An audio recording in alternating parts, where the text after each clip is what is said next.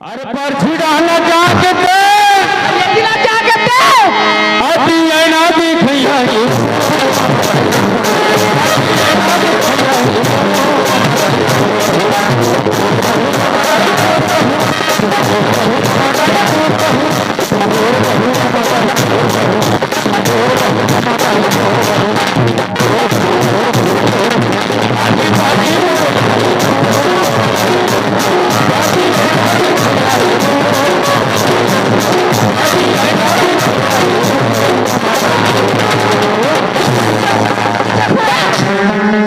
ये डोकरी दिमाग पंचर हो गए साले है। हाँ मोर दिमाग पंचर हो गए वो नान दे सुलेशन और टिवला चका दे मोर माथा में। अरे बात वैसा न हो बहुल हो गए संसो ये के झन हाव की के 4 बजे मुंदरा उठे। हाँ।